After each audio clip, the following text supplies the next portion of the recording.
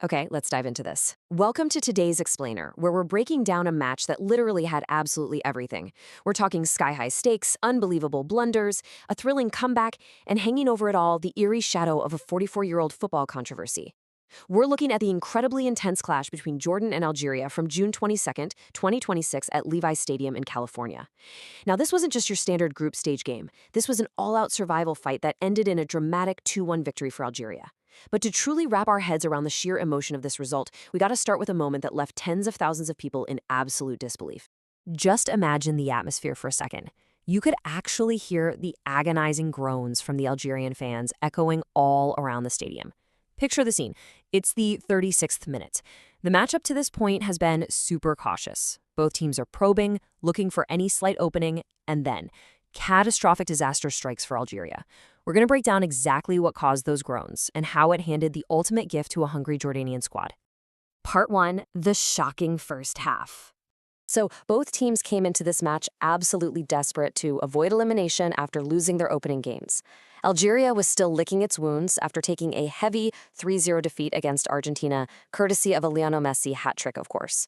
Meanwhile, World Cup debutants Jordan had put up a really brave fight, but they ultimately fell 3-1 to Austria. So when the whistle blew in Santa Clara, both teams knew a second loss meant instant elimination. Pack your bags, tournament over. The pressure was immense. And under that kind of pressure, well, cracks begin to show. For the first 35 minutes, it's this tight, tactical chess match. Algeria holds possession, Jordan sits in a disciplined defensive block. But then, the 35th minute, Algerian midfielder Ramaz Zarouki gets the ball deep inside his own half, out on the right. Instead of a safe, simple pass, he tries this highly ambitious, long, looping ball right back across the middle of the pitch, and it's intercepted. Jordan pounces instantly. Moussa Al-Tamari sparks a clever link-up play, sliding the ball sideways to Nazar Al-Rashdan, who steps up and just drills it beautifully into the bottom right corner in the 36th minute. What a brilliant counterattack goal. Which brings us to this staggering halftime reality.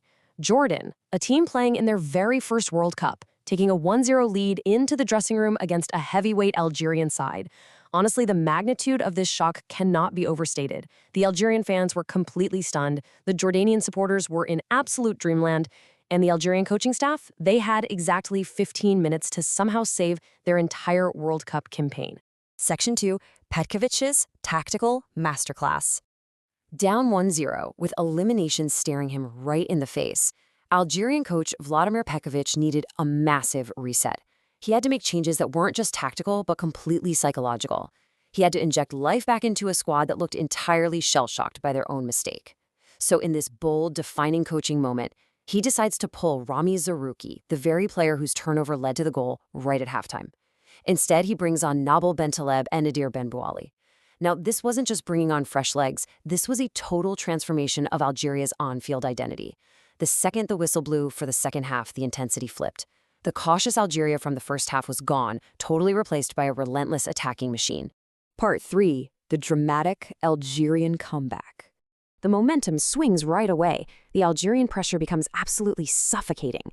Jordan is forced deeper and deeper into their own half as wave after wave of green shirts just come pouring forward.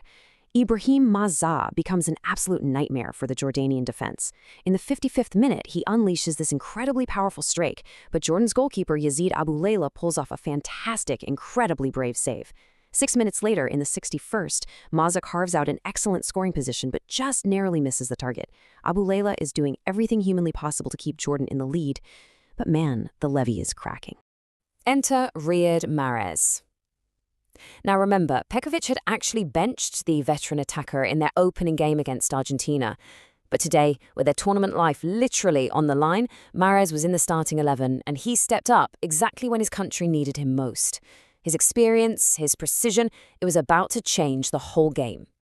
It's the 69th minute. Mahrez steps up to take a crucial corner kick. He delivers an absolutely precise curling ball into this massively crowded penalty area.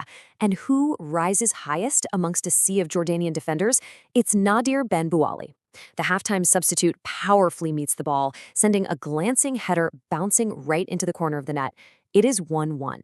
The substitutions have paid off in a huge way, and Algeria has stormed right back into this game. And this brilliantly illustrates the chaotic, heart-stopping nature of tournament football as we hit the 82nd minute.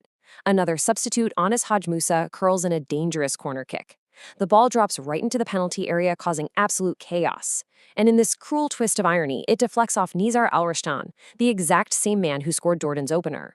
The ball falls perfectly to a gleeful Amin Gouiri, who just pokes it in from close range. But hold on, there is a lengthy, totally agonizing VAR review. The whole stadium holds its breath, and the goal is confirmed.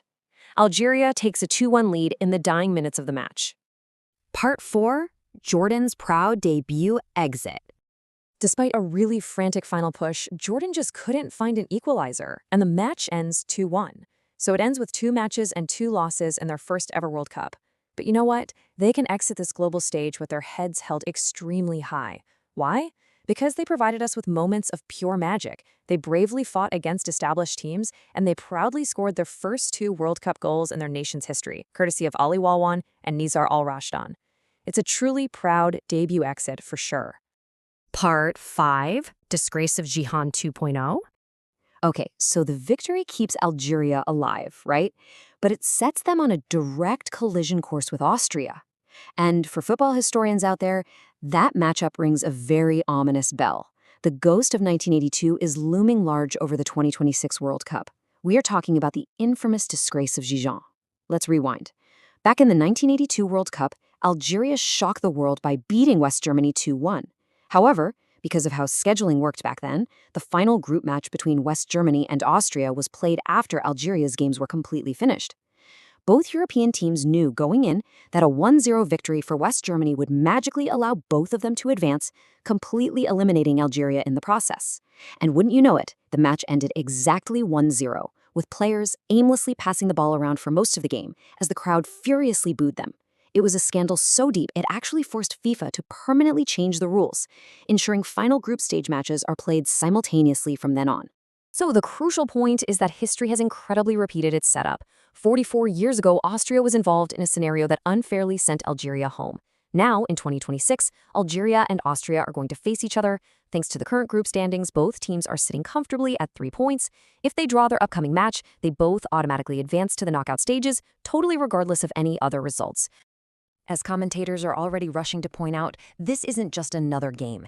It is a match with a guaranteed, mutually beneficial outcome right there on the table. The media scrutiny leading up to this is going to be absolutely intense. Every single pass, every defensive block, every decision made on that pitch is going to be hyper-analyzed through the lens of 1982. Will the teams play for the win, or will they just settle for a comfortable, risk-free draw?